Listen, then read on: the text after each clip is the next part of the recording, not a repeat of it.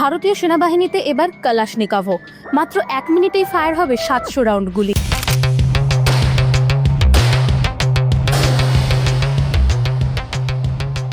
যা আবার তৈরি হচ্ছে ভারতের মাটিতেই। মেক ইন ইন্ডিয়া এবং স্বনির্ভর ভারত অভিযানে উত্তরপ্রদেশের অ্যামিটিতে কোরবা অর্ডিন্যান্স ফ্যাক্টরিতে তৈরি হচ্ছে 35,000 কালাশনিকভও AK-203 অ্যাসল্ট রাইফেল।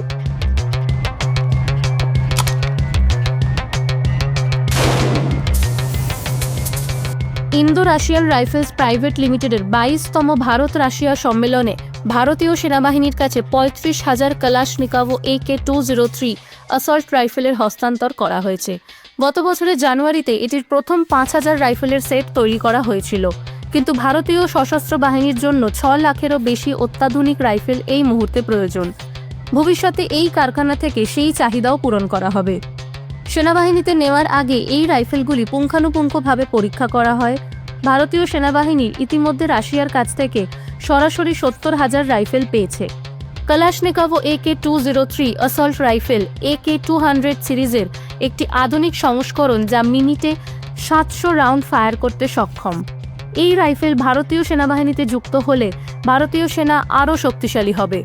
রাশিয়ান সংস্থার ডিরেক্টর জেনারেল আলেকজান্ডার মিখিভ এই প্রসঙ্গে বলেন যে কালাশনিকভ অ্যাসল্ট রাইফেলের এই 200তম সিরিজের ভারতই প্রথম বিদেশি গ্রাহক।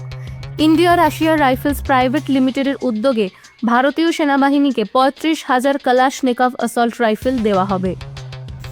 মেক ইন ইন্ডিয়া মুভমেন্টের অংশ হিসাবে ভারতের অর্ডিন্যান্স ফ্যাক্টরি বোর্ড এবং রাশিয়ার রসটেক স্টেট কর্পোরেশনের যৌথ সহযোগিতায় উত্তরপ্রদেশের অ্যামেঠির কোরবা অর্ডিন্যান্স ফ্যাক্টরিতে তৈরি করা হয়েছে এই অত্যাধুনিক রাইফেলগুলি।